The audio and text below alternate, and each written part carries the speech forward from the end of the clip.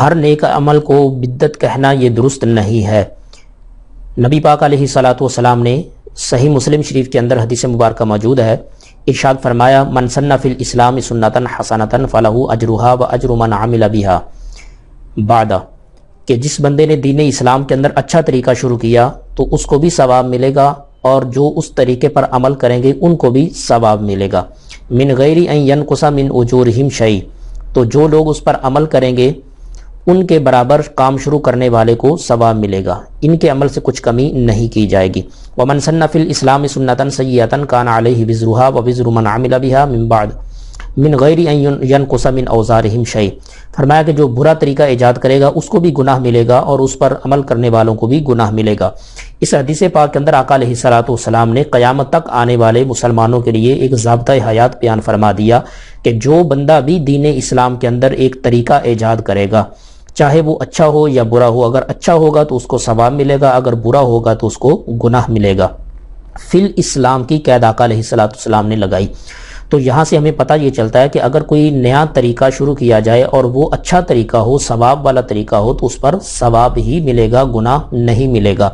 تو ہر اچھے طریقے کو جو بعد کے اندر شروع کیا جائے بدعت کہہ دینا، اور ہر بدعت کو گمراہی کہہ دینا، یہ بہت بڑی خیانت والی بات ہے اور بہت بڑی جرأت والی بات ہے کہ صحابہ کرام رضی اللہ تعالیٰ عنہم اجمعین پر بھی وہ بدعتی اور گمراہی کے فتوے پہنچتے ہیں کہ جو ہر نئے کام کو بدعت کہہ دیتے ہیں۔ حضرت امیر المومنین فاروق اعظم رضی اللہ تعالیٰ عنہ کے زمانہ مبارکہ میں تراویح کی جماعت کو باقاعدہ شروع کیا گیا۔ حضرت فاروق اعظم رضی اللہ تعالیٰ عنہ اپنے گھر سے نکلے، حضرت ابی بن کعب رضی اللہ تعالیٰ عنہ نماز پڑھا رہے تھے، صحابہ کرام پیچھے نماز پڑھ رہے تھے، تو آپ نے دیکھ کر ارشاد فرمایا نعم البدعۃ ھذہ، یہ کتنی اچھی بدعت ہے۔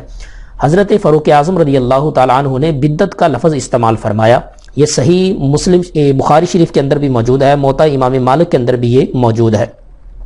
حضرت امیر المومنین نے بدعت کا لفظ استعمال فرمایا اور ساتھ ہی آپ نے ارشاد فرمایا نعمہ کہ یہ کتنی اچھی بدعت ہے۔ اس کا مطلب ہے کہ بدعت اچھی بھی ہوتی ہے، بری بھی ہوتی ہے۔ بدعت کا مطلب اصل ہے کہ نئی چیز، نیا طریقہ، تو اگر نیا طریقہ اچھا ہوگا تو وہ بالکل درست ہے۔ میلاد شریف جو ہے یہ ایک نیا طریقہ ضرور ہے لیکن یہ بالکل درست ہے، کیونکہ نبی پاک علیہ الصلوۃ والسلام کا ذکر خیر تو صحابہ کرام کرتے تھے، جہاں بیٹھتے تھے حضور کا ذکر خیر کرتے تھے۔ تو میلاد شریف کی صورت میں ایک نیا طریقہ شروع کیا گیا ہے، بات وہی ہے، ذکر وہی ہے، صحابہ کرام نے جو کیا صرف ایک طریقہ الگ ہے، تو یہ بالکل درست ہے۔ نبی پاک علیہ الصلوۃ والسلام کی بارگاہ میں درود و سلام پڑھنا یہ صحابہ کرام کی بھی سنت ہے، احادیث کا بھی حکم ہے، قرآن کا بھی حکم ہے، لیکن ایک نیا طریقہ اگر شروع کیا جائے کہ مل کر 4 لوگ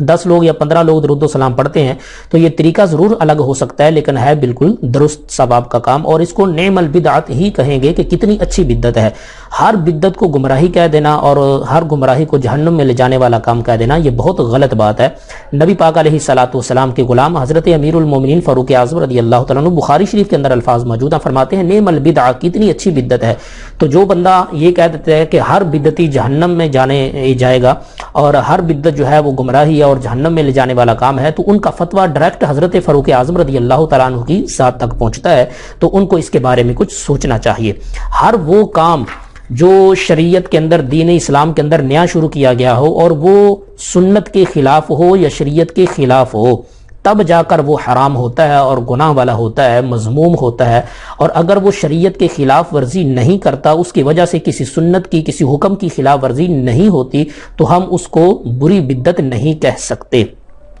یہی لوگ جو زیادہ بدعت اور بدعت کی رٹ لگاتے ہیں، ان کے بہت بڑے ایک عالم گزرے ہیں مولوی وحید الزماں، اس نے اپنی کتاب کے اندر ہدیۃ المہدی جو اس کا نام ہے، اس کے اندر نواب صدیق حسن بھوپالی کے حوالے سے لکھا ہے۔ یہ وحید الزماں اور نواب صدیق حسن بھوپالی دونوں ہی غیر مقلدین کے بہت بڑے عالم ہیں۔ نواب صدیق حسن بھوپالی کے حوالے سے لکھا ہے ہدیۃ المہدی کے اندر وحید الزماں نے،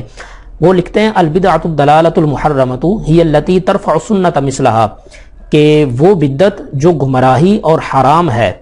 یہ وہ ہے کہ جس کی وجہ سے ترفع سنت مثلھا، کوئی سنت اٹھ جائے، اگر اس کی وجہ سے سنت نہیں اٹھتی، سنت کی خلاف ورزی نہیں ہوتی تو پھر وہ حرام نہیں ہے۔ آگے لفظ وہ بولتے ہیں والتی لا ترفع شیئا منھا فلیست ہی من البدع بل ہی مباح الاصل، وہ لکھتے ہیں کہ وہ نیا طریقہ، وہ نیا کام جس کی وجہ سے سنت نہیں اٹھتی، سنت کی خلاف ورزی نہیں ہوتی، تو وہ بدعت نہیں ہے بلکہ وہ اصل میں ایک مباح کام ہے۔ اسی کو ابن حجر اسقلانی رحمۃ اللہ علیہ نے فتح الباری کے اندر بھی نقل فرمایا ہے، البدعۃ اصلھا، کہ بدعت کی اصل یہ ہے ما احدث علی غیر مثال سابق، کہ جس کو دین اسلام کے اندر شروع کیا جائے اور اس کی دین اسلام کے اندر کوئی مثال موجود نہ ہو، اس کا طریقہ کوئی نہ کوئی ہو ہی نہ، دین اسلام کے اندر بالکل ہی نئی چیز ہو، تو وہ جو ہے اس کے اندر آ کر وہ کہتے ہیں کہ وہ اصل میں بدعت ہے جس کو مذموم کہا جائے گا۔ درود و سلام پڑھنا، میلاد شریف کرنا، حضور کا ذکر خیر کرنا، یہ تو ساری کی ساری ایسی چیزیں ہیں کہ کثرت سے احادیث مبارکہ کے اندر موجود ہیں، اگر اس کا طریقہ الگ کر لیا جائے تو ان کو بدعت مذمومہ نہیں کہا جا سکتا، بلکہ ان کو حضرت فاروق اعظم رضی اللہ تعالیٰ عنہ کی زبان میں البدعۃ حسنہ ہی کہیں گے۔ نعم البدعہ کا لفظ جو آپ نے بولا کہ یہ کتنی اچھی بدعت ہے، کتنا اچھا طریقہ ہے، بدعت کا مطلب ہی ہے ایک نیا طریقہ، تو نیا طریقہ اگر برا ہوگا تو اس کا گناہ ملے گا، جیسا کہ پہلے میں ایک حدیث مبارکہ آپ کو سنا چکا ہوں، یہ مسلم شریف کے اندر موجود ہے، نسائی شریف کے اندر، ابن ماجہ کے اندر، سنن دارمی کے اندر بھی موجود ہے۔ حضور نے ارشاد فرمایا کہ جو نیا طریقہ اچھا شروع کرے گا اس کو ثواب ملے گا، اور جو برا طریقہ شروع کرے گا اس کو گناہ ملے گا۔ اللہ تعالی ہم سب کو عمل کی توفیق عطا فرمائے۔ السلام علیکم ورحمۃ اللہ وبرکاتہ۔